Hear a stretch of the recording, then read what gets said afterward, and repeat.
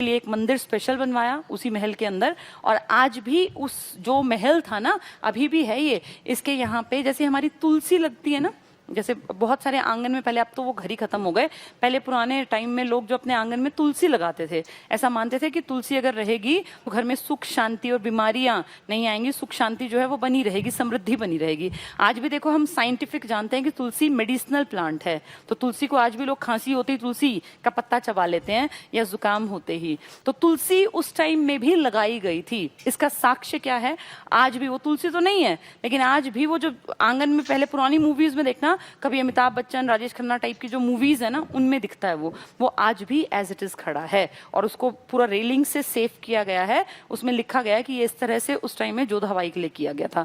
तो ये बहुत बड़ी बात है कि एक इस्लाम धर्म का, जिसका कि खानदान जो है, वो सोचो बाबर तैमूर कैसा आदमी था, याद है? तैमूर जो लंगड़ा था और उसने कैसे मारकाट मचाई थी और कुछ नहीं देखा था, उसका वंशज है ये। और इतना लीनियंट है कि अपनी पत्नी को, वो हिंदू है, जबरदस्ती उसका धर्म नहीं चेंज कराया, उसने अपने रीति रिवाज को कैरी ऑन किया, उसने कृष्ण भगवान की भक्ति की। आपको उसमें जब आप जाओगे ना, उस महल में, जोधाबाई महल में, तो आपको फील होगा कि कहीं हिंदुओं की जगह पे खड़े हुए हैं, और ये बीच में है, परिसर के बीच में। वो परिसर सारा आपको इस्लाम धर्म की कहीं ना कहीं एक फीलिंग देगा, और वो एक जगह आपको फील कराएगी कि हाँ, हिंदू धर्म की इंपॉर्टेंस थी। वो आज भी एज इट इज खड़ी है वो चीजें। तो ये फतेहपुर सीकरी है। तो महाराणा प्रताप वाला पॉइंट अधूरा रह गया, उसको पूरा कर लेते हैं। ये सिर्फ आपको समझाने के लिए, ताकि आपको याद हो जाए। देखो क्या कहते हैं। तो हल्दी घाटी के प्रसिद्ध युद्ध में अकबर के सेनापति राजा मान सिंह ने, मान सिंह क्यों मैंने नाम जोड़ा है? क्योंकि ये भी राजपूत है, और जिससे लड़ने जा रहा है वो भी राजपूत है, जो थोड़े से समझदार थे, या कह लो उस टाइम में भाई जरूरत थी कि आप अकेले टक्कर नहीं ले सकते। इनका जो साम्राज्य था ना, अकबर के सामने टिकना क्यों मुश्किल था? कहते हैं ये गन पाउडर साम्राज्य था, गन पाउडर एम्परर्स थे। इसका मतलब समझे? इसका मतलब गन पाउडर क्या होता है? जो ये तोप वगैरह का यूज करते थे ना, ये उसके दम पे खड़े हुए थे। अब इनके सामने हमारे राजाओं के, महाराणा प्रताप की सेना के पास क्या होगा? तुम्हें क्या लगता है? तलवार और वो तीर कमान। क्या उसके दम पे तोप के सामने टिक सकती हैं? नहीं टिक सकती ना, किसी भी हाल में नहीं टिक सकती। तो जो लोग समझदार थे उस टाइम, उन्होंने देखा कि यार दो ही ऑप्शन है, या तो हम लड़ते लड़ते मारे जाएं, जो कि 100% श्योर है कि मारे जाएंगे, क्योंकि तोप के सामने आदमी नहीं टिक सकता, निहत्थे बराबर थे ये। क्या फर्क पड़ता है कितनी भी तलवारें तुम्हारे पास हो, लेकिन तोप का एक गोला आएगा और सारी सेना उड़ जाएगी।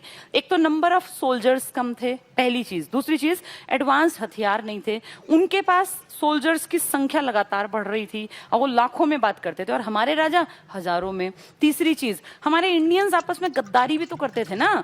वो जाके पहले राजा की तरफ खड़ा है, पता नहीं अगले दिन जाके इनकी तरफ मिल जाएगा। ये कुछ अंदर की दीमक थी जो इंडिया को खोखला कर रही थी। कहीं ना कहीं एडवांसमेंट भी कहना चाहिए, क्योंकि इन लोगों के हथियार, इनके जितने भी वेपन्स थे, वो हमारे मुकाबले बहुत ज्यादा एडवांस थे। तो कुछ लोगों ने स्टार्टिंग में ही फील किया कि भाई अकबर से पंगे क्यों लेने, और अकबर जो है बेइज्जती नहीं कर रहा। अकबर ने ऑप्शन रखा कि भैया तुम एक काम करो, दो ऑप्शन है, या तो हमारे मनसबदार बन जाओ, हमारे अंडर आ जाओ, हम तुम्हारी प्रॉपर्टी हथियाएंगे नहीं, लेकिन ये हो जाएगा कि भाई तुम्हारा सुप्रीम राजा मैं कहलाऊंगा, मैं बादशाह कहलाऊंगा, और ये मलकियत तुम्हारी रहेगी, तुम ही राज करना। लेकिन इसको अगर कहा जाएगा तो कहा जाएगा अकबर का साम्राज्य है। एक तो ये ऑप्शन। दूसरा, अगर तुम ये बात नहीं मानते तो ठीक है, तुम्हारी मेरी सेना लड़ लेंगी, और जिसमें ताकत होगा, दम होगा, वो निकल जाएगा आगे। तो कुछ तो समझदार, जिनको लगा कि यार ठीक है समझदारी है, हम इसकी बात मान लेते हैं, क्या फर्क पड़ता है, कौन सा ये राज करने यहाँ आ रहा है, बस इसका साम्राज्य का हिस्सा बन जाएंगे, राजपाट हमारा चलता रहेगा, हम इसके मनसबदार कहलाएंगे। लेकिन कुछ को लगा ऐसे कैसे आके हमारे एरिया में, टेरिटरी में घुसेगा, हम मर सकते हैं लेकिन अपनी जमीन देंगे नहीं। उन्हीं में से एक नाम है महाराणा प्रताप का, उन्हीं में से एक नाम था राणा सांगा का। ठीक है, तो मान सिंह के जो दादा है ना, वही मान गए थे कि भैया ठीक है, हम तुम्हारे मनसबदार बन जाएंगे। तो मान सिंह लड़ने आता है, ये सेनापति है इसका नवरत्नों में। मान सिंह ने मेवाड़ के शासक महाराणा प्रताप, राजधानी थी उसकी कुंभलगढ़ अभी भी किला है, कुंभलगढ़ फोर्ट है ना, वो इसी की राजधानी है। तो मेवाड़ का शासक था महाराणा प्रताप। महाराणा प्रताप भी हिंदू राजपूत है, और मान सिंह भी हिंदू राजपूत है। दोनों क्यों लड़ रहे हैं? क्योंकि मान सिंह रिप्रेजेंट कर रहा है अकबर को, और महाराणा प्रताप रिप्रेजेंट कर रहा है अपने राजपुताना को। ये डिफरेंस है। कुंभलगढ़ कुंभलगढ़ इसकी राजधानी, को पराजित किया।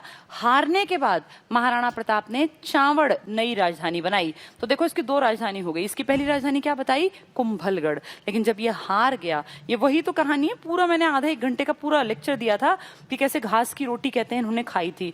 और एक बार हम चंडीगढ़ जा रहे थे, मुझे ध्यान है, तो हम किसी उसमें रुके थे, वहां पूरा महाराणा प्रताप की कहानी, ये हल्दी घाटी की कहानी को उन्होंने पिक्चर्स में दिखाया हुआ था, ऐसे बना के पोर्ट्रे। तो वहां सच में एक आदमी दिखा रखा है, एक औरत वो घास की रोटी बना रही है और उस घास की रोटी को भी बिल्ली ले गई थी।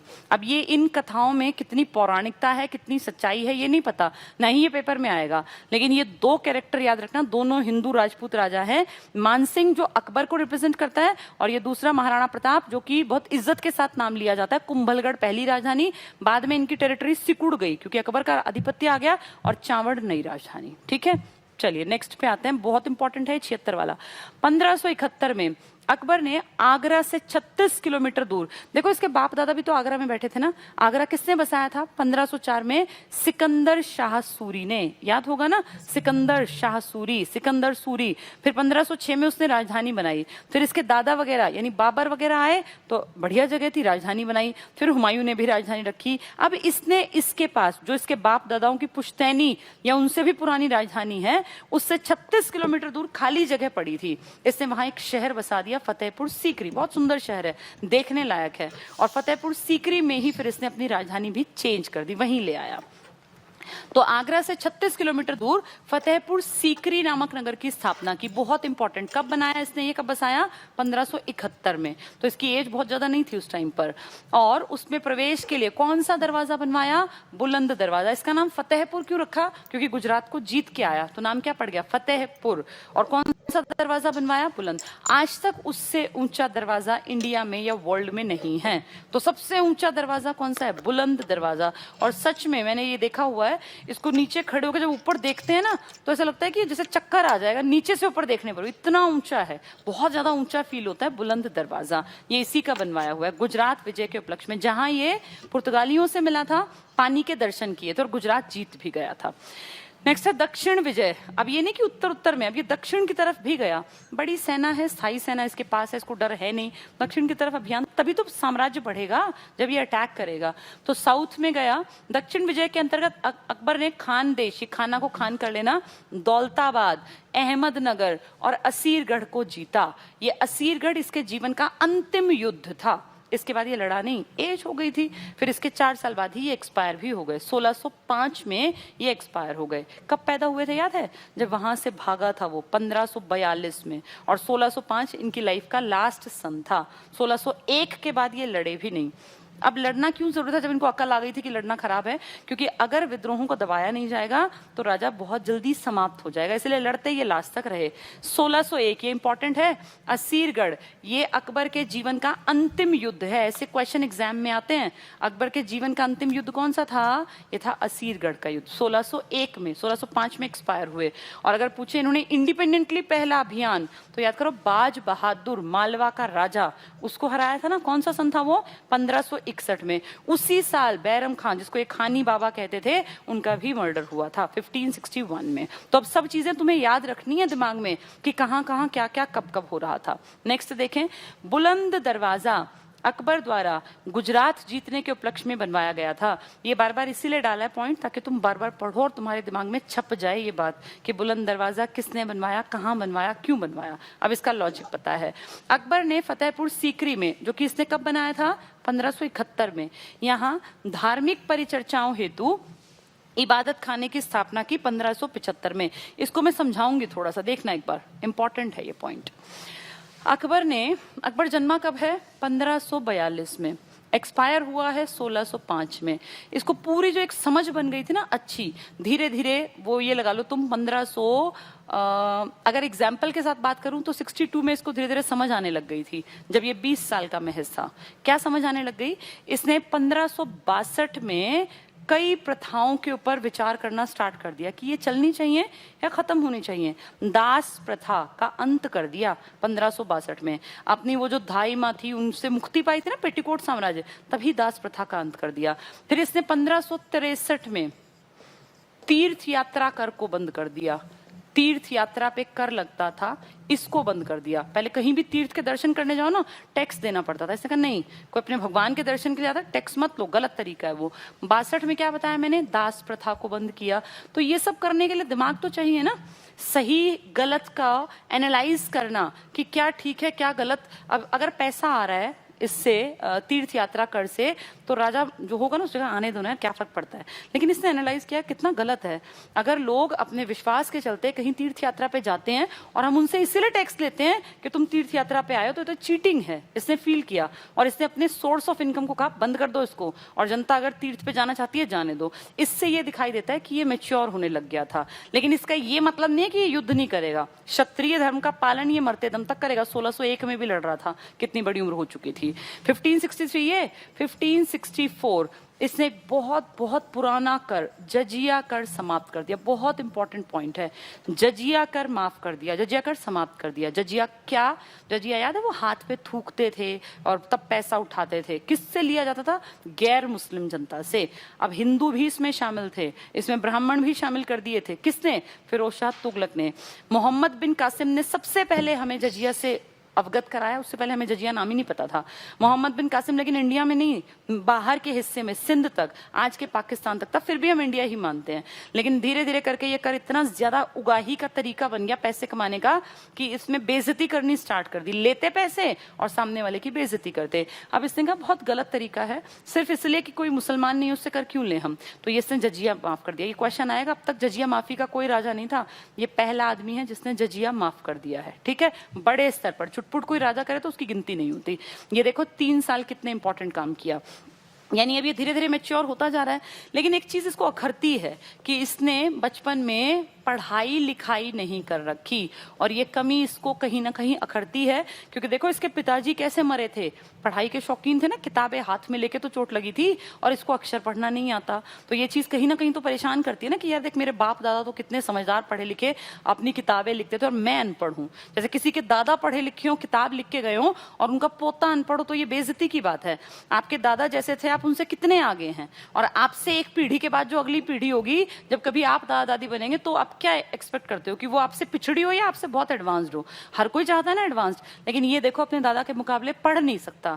ये कमी इसको अकड़ती थी, और इसीलिए इसने ज्ञान हासिल करने के लिए, ये देखने के लिए धर्म क्या है, शास्त्र क्या है, विद्या क्या है, ज्ञान क्या है, इसने एक इबादत खाना बनवा दिया। कहां पर, फतेहपुर सीकरी में। वहां इसने इनवाइट किया बड़े बड़े ज्ञानी महात्माओं को, संतों को, और अलग अलग धर्मों के लोगों को जो अपने आप को प्रगाढ़ ज्ञाता मानते थे। और वहां पे ना इबादत खाना था, जहां बैठ के ये इबादत करते, चर्चाएं करते, धार्मिक परिचर्चाएं, ये बहस सुनते। हिंदुओं के जो बड़े बड़े संत महात्मा हैं, जो इस्लाम धर्म वाले हैं, वो उनकी बुराई कर रहे हैं, उनकी अच्छाई बता रहे हैं, अपनी अच्छाई बता रहे हैं। तो धीरे धीरे सुन सुन के इसको ज्ञान मिलता गया, और फाइनली कुछ सालों में इसको सारी चीजें समझ में आने लग गई। उस टाइम पे किताब ये थोड़ी थी कि उसकी राजधानी क्या है या इसकी मुद्रा क्या है। तब ज्ञान का मतलब था आपको शासन समझ में आए, आपको प्रशासन समझ में आए, आपको ये पता हो कि राजपाट कैसे चलता है। तब यही नॉलेज थी। हमेशा अकॉर्डिंग टू नीड किताबें बदली है ना। तब किताबें ये थोड़ी आज की हमारी अरिहंत जैसी या लूसेंट जैसी या एनसीईआरटी जैसी थी, तब किताबें अलग थी। तो वो ज्ञान इसने सुन सुन के हासिल कर लिया जो बचपन में कमजोरी थी। इसी के लिए इसने इबादत खाना बनवाया। देखो ये लिखा इबादत खाना, कहते हैं भगवान की इबादत करना। तो वहां परिचर्चाएं होती। अब इन परिचर्चाओं में कभी कभी बहस बहुत बढ़ जाती। जैसे इसने मेनली जो अपना धर्म चलाया था ना, वो किस किस को इसने लिया था, इस्लाम धर्म, हिंदू धर्म, जरथुष्ट जो कि एक बड़ा धर्म है यूरोप की तरफ, और ईसाई धर्म, इनका मिक्सचर था। सिख धर्म का प्रभाव उतना नहीं है, फर्क था लेकिन उतना नहीं था। हाँ, सब धर्मों का निचोड़ कह सकते हैं आप, चाहे कोई भी धर्म हो, सबका निचोड़ था। इस धार्मिक परिचर्चाओं में कभी कभी स्थिति बहुत खराब हो जाती है, आपस में चिकचिकबाजी, लड़ने मरने को, मतलब जैसे भाई तुम्हारा धर्म अच्छा नहीं, हमारा ये, इस तरह की बातें। तो फाइनली जाके इसने, पहले तो मेनली ये ना इस्लाम धर्म के लिए था। अपने धर्म को तो समझे आदमी, जब अपने की समझ होगी तभी दूसरे पे बहस कर पाएगा। पहले अपने धर्म को समझने के लिए इसने इबादत खाने में इस्लाम धर्म के बड़े बड़े धुरंधरों को बुलाया। फिर इसको फील हुआ कि यार मेरे एक धर्म से थोड़ी, अब ये पुर्तगाली अलग बात करते हैं जिनसे मिला था, ये हिंदू अलग बात करते हैं, और मेरा देश है डाइवर्सिटी का। तो इसने 1578 में कहा कि इबादत खाने को सब धर्मों के लिए खोल दो, सभी धर्म। यहाँ हिंदुओं के हेड भी आ सकते हैं, यहाँ ईसाइयों के हेड भी आ सकते हैं, यहाँ मुसलमानों के हेड भी आ सकते हैं, यहाँ पारसियों के हेड भी आएंगे, सब क्रिश्चियनिटी वाले भी, सब तरफ के लोग आएंगे। तो ठीक है, ये खुल गया सबके लिए। 1579 में इसने कहा मजहर की घोषणा। मजहर मतलब है भैया कल को तुम लड़ पड़ो, सब धर्म आ रहे हैं तो वो कहेगा इसका खराब मेरा अच्छा, इसका खराब मेरा अच्छा, लड़ाई होगी ना ये। इसने कहा फाइनल डिसीजन मेरा चलेगा, तुम कुछ भी कहो, आपस में बात करो, बहस करो, डिबेट करो, मुझे कोई दिक्कत नहीं, लेकिन फाइनल डिसीजन मेरा होगा कि कौन सा धर्म ज्यादा अच्छा है। इसे कहते हैं मजहर की घोषणा करना। ये एग्जाम में आ जाता है मजहर की घोषणा। इसके बाद इसने देखा 2-3 सालों में कि सब एक जैसी बातें करते हैं, कोई धर्म नहीं कहता कि मार काट मचाओ, दूसरे को मार डालो, या सिर्फ मैं ही रहूंगा। सब धर्म क्या कहते हैं? अच्छे बनो, मानवतावादी विचारधारा रखो, सबका भला चाहो, हमेशा शांति बनाए रखो, इस तरह की बातें। ना इस्लाम धर्म लड़ने कटने की बात करता है। कुछ मूर्खों ने कह दिया कि जिहाद का मतलब ये और ये धर्म जो है उससे संबंध नहीं, ऐसा नहीं है, ये लोगों ने अपने आप बना लिया। नहीं हिंदू धर्म मारकाट के पक्ष में, नहीं इस्लाम धर्म, नहीं कोई सिख या कोई ईसाई या पारसी। दुनिया में कोई धर्म अगर सच में मारकाट की बात करता ना तो यकीन मानो वो खत्म हो चुका होता। अगर कोई धर्म आज भी चल रहा है इसका मतलब वो अच्छा था, क्योंकि समझ धीरे धीरे लोगों में भी तो आ गई ना। आप, मैं, हम सब लोग, कितने ही लोग होंगे अब जो कोई हमारे साथ कौर और सिंह जुड़े होंगे, कितने ही लोग होंगे जो अली या इस तरह के सरनेम जो मुस्लिम कम्युनिटी है वो होगी, कितने ही लोग अब जैन जुड़े होंगे, अलग अलग धर्मों के लोग हैं। फाइनल जाके देखे ना तो हर धर्म कहता है अच्छे बनो, इंसानियत को सबसे पहली प्रायोरिटी पर रखो। तो इसने कहा, ये 3-4 साल में इसकी समझ में भी आ गया, इसने कहा सब धर्मों का निचोड़ है। 1582 में इसने अपना एक धर्म चलाया, तौहीद ए इलाही। और इसने ये भी कहा कि जबरदस्ती नहीं है, तुम्हारा मन करे जनता या बड़े बड़े मेरे जो घर के लोग भी हैं, चाहो तो मेरे धर्म को अपना लेना, कोई जबरदस्ती नहीं है, ऐसा नहीं मार काट मचेगी और मेरा धर्म अपनाना पड़ेगा, अपना धर्म नहीं, तुम्हारा मन करता हो ना तो इस धर्म को अपना लो। तौहीद ए इलाही और दीन ए इलाही। लेकिन इसकी मौत के बाद ही लगभग ये समाप्त हो गया, किसी ने ज्यादा ध्यान भी नहीं दिया। इसने इतना फ्रीडम दी, इतनी लीनियंसी दी कि इसके 9 जो रत्न थे ना, खास आदमी, इनमें से भी बस 2 ने ही इसके ऊपर काम किया। तो 7 तो सोचो, इसके सबसे खास आदमियों ने भी अपने धर्म को नहीं बदला। इसने ये नहीं कहा कि नहीं जबरदस्ती तुम मेरी बात मानो, तो इससे दिखता है कि बड़प्पन की तरफ चल पड़ा था। इन सब बातों के कारण हम कहते हैं कि सिकंदर महान, ये क्या नाम है इनका अपना, अकबर महान था। सिकंदर भी महान था, लेकिन अकबर, अपनी पढ़ाई कर रहे हैं तो अकबर महान था। ठीक है, क्योंकि देखो आदमी में कभी भी गड़बड़ियां हो सकती हैं, गलतियां हर इंसान से होती हैं, लेकिन फाइनली देखते हैं, एनालाइज करते हैं तो इसने अच्छे काम ज्यादा किए हैं, गलतियां भी की हैं लेकिन अच्छे काम ज्यादा किए हैं। जब ये मरने वाला था ना, इसकी बड़ी इच्छा थी कि मेरा पूरा खानदान एक साथ, मतलब मर के भी, जब हम आगे मेरी पीढ़ी दर पीढ़ी लोग मरते तो जाएंगे ही, आए हैं तो जाएंगे भी, तो उन सबको, मेरे पूरे दूर दूर तक के खानदान को, हम सबको एक साथ दफनाया जाए। ये इसकी दिली इच्छा थी कि कल को मेरे पोते मरे तो ऐसा ना हो कहीं कहीं कहीं, उन सबको, मेरे पूरे खानदान को आज से 10 पीढ़ी बाद भी जहां मेरा मकबरा है यहीं बनवाया जाए। और इसने, इसका जो मकबरा है ना वो है आपका सिकंदरा में।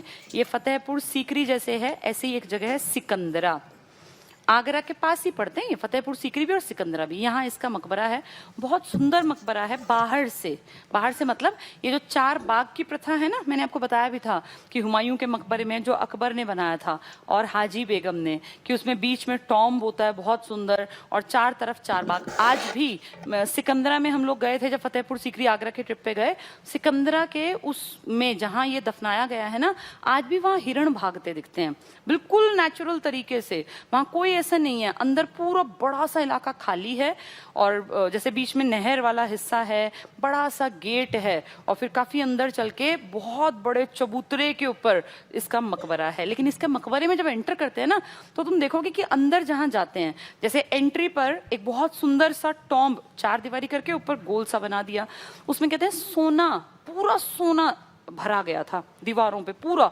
ऊपर टॉम्ब पे सोना भरा गया था, अंदर की तरफ, बाहर नहीं अंदर की तरफ। तो जब अकबर की डेथ हो गई और इस डेथ के बाद ये फेमस तो हो गई जगह कि भाई यहाँ पूरा दीवारों में सोना है।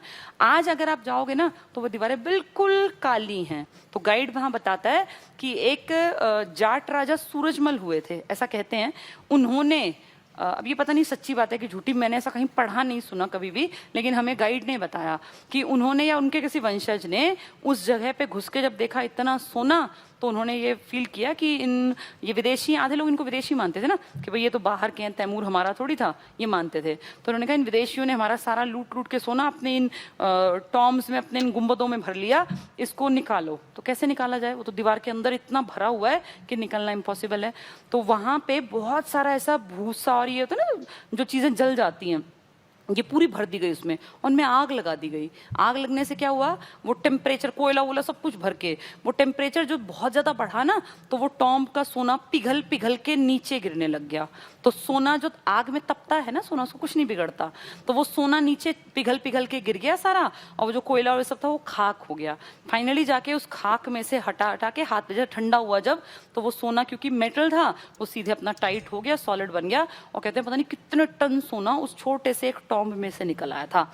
आज भी वो दीवारें बयां करती हैं कि कुछ ना कुछ तो ऐसा किया गया है। अगर हम ना माने, चलो किसी राजा का झूठा नाम लेता है इतिहास, हो सकता है झूठ बोलता हो, लेकिन हाँ वहां आग जरूर लगाई गई थी। आज भी वो दीवारें दिखाती हैं कि वो आग, और पिघला हुआ वो सोना जो नीचे गया ना, वो कहीं ना कहीं जैसे दाग छोड़ जाता है ना कि हाँ यहाँ से पिघल के गिरा है, वो दिखता है, आज भी विजिबल है वो। उसके आगे जब अंदर घुसते हैं, जैसे वो जो टॉम्ब है देखा, उसके बाद एक अंदर रास्ता जाता है ऐसे नीचे की तरफ को है थोड़ा सा, जैसे कोई तहखाने में जाता हो, और उसको डार्क है बिल्कुल। उसको अंदर जाके जब पहुंचते हैं, कम से कम मान लो 100 मीटर चलना पड़ता है। 100 मीटर चल के जब अंदर जाते हैं ना, तो बिल्कुल सुनसान, बिना दिखावट, बिना सजावट, बीच में एक कमरा सा है, और उसके बीच में बस वो पत्थर पड़ा है, 6-6.25 फुट का होगा वो पत्थर, जो टोटल एक आदमी की हाइट रही होगी। और उस पत्थर के आसपास बस एक वाइट वो बना दिया संगमरमर का, और कुछ नहीं है, और कुछ भी नहीं है वहां। और वो टॉम्ब ऊपर से है, उनकी दीवारों में तुम्हें कुछ नहीं मिला, सिंपल जैसे हमारे दादी के घर के कमरे हुआ करते थे ना, जैसे सीलन सी आ जाती है इतनी पुरानी बिल्डिंग में, वैसा लगता है वो। बाहर से तो बड़ा सुंदर था, लेकिन उस रास्ते में से अंदर जब तहखाने में गए, और उसको देख के लगता ही नहीं कि कोई देश पे राज करने वाला बादशाह यहाँ पे दबा हुआ है या यहाँ पे दफन किया गया था। यह है सिकंदरा में अकबर का मकबरा। ठीक है, चलिए, मुझे इशारा कर रहे हैं वो कि आपकी क्लास का टाइम पूरा हो गया। हमने पढ़ लिया है, आज हमने इबादत खाने तक पढ़ लिया। ठीक है, इसके आगे हम लोग, अब जो आगे टॉपिक आएगा वो यही आएगा जो मैं पढ़ा रही हूँ, इसको ही टॉपिक को कल कंप्लीट कर लेंगे। ये इतनी कहानियां मुझे उम्मीद है तुम सबकी समझ में आ रही होंगी। तो अगर पूछें जन्म कहाँ हुआ, तो अमरकोट के राणा वीरसाल के महल में।